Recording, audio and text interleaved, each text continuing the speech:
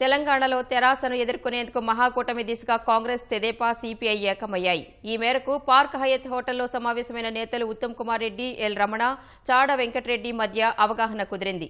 మహాకూటమి ఏర్పాటుకు సుముఖత తెలిపిన నేతలు సీట్ల పంపకం విషయంలో ఇంకా స్పష్టత రావాల్సి ఉందని వెల్లడించారు.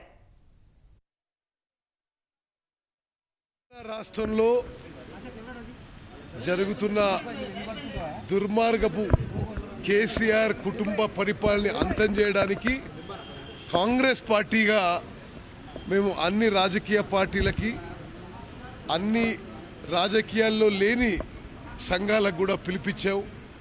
అందరం కలిసి ముందుకు పోయి తెలంగాణ కాపాడుకోవడానికి అందరం కలిసి ఎన్నికల్లో ముందుకు పోదామని, దాని మేరకు మొదటి సమావేశంగా ప్రిలిమినరీ డిస్కషన్గా ఈరోజు Congress party, Telugu Desam party, CPI కలవడం జరిగింది.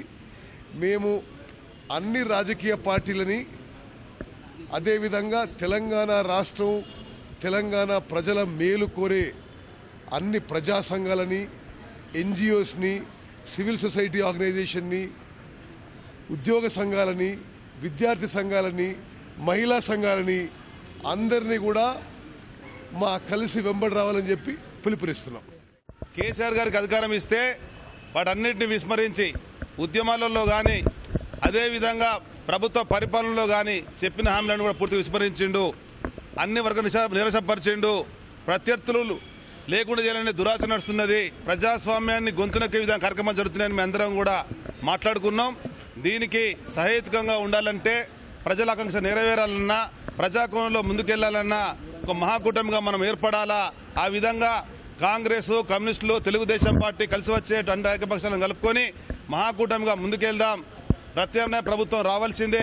పేద వర్గాలకు అన్ని విధాలుగా అండ ఉండవలసిందే. పేద వర్గాల గొంతునొక్కేటువంటి కేసీఆర్ వల్ల, తన కుటుంబ పరిపాలన వల్ల పేదవాళ్లకు తెలంగాణ సమాజం అన్యాయం జరుగుతుంది.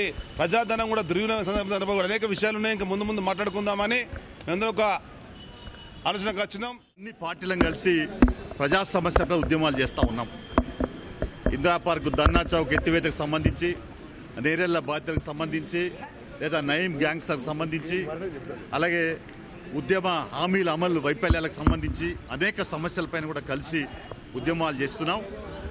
అయితే కేసీఆర్ నియంతృత్వ ధోరణి పెరిగిపోయింది. ప్రజాస్వామ్య విలువలు మంటగలిపాడు. ప్రజాస్వామ్య గొంతుగా నొక్కేశాడు. అందుకని ఇవాళ పార్టీ ఫిరాయింపుల ద్వారా మొత్తం ప్రతిపక్షాల గొంతు నొక్కేటువంటి ప్రయత్నం చేసినాడు. కాబట్టి మరొకసారి అధికారంలోకి వస్తే నైజాం నమూనా పరిపాలన సాగే అవకాశాలున్నాయి. మళ్ళీ నిర్బంధాల తెలంగాణగా మారిపోతుంది.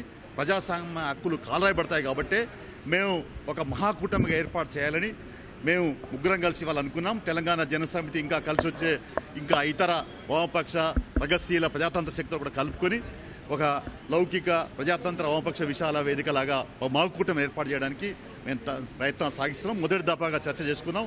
ఇంకా సీట్ల ఒప్పందాలు కానీ ఇతర అంశాలు కానీ చర్చించగలవు. మా లక్ష్యం వల్ల ఇక్కడ తెలంగాణలో కేసీఆర్ని గద్దించడం, టీఆర్ఎస్ను ఓడించడం, ఇది మా లక్ష్యం.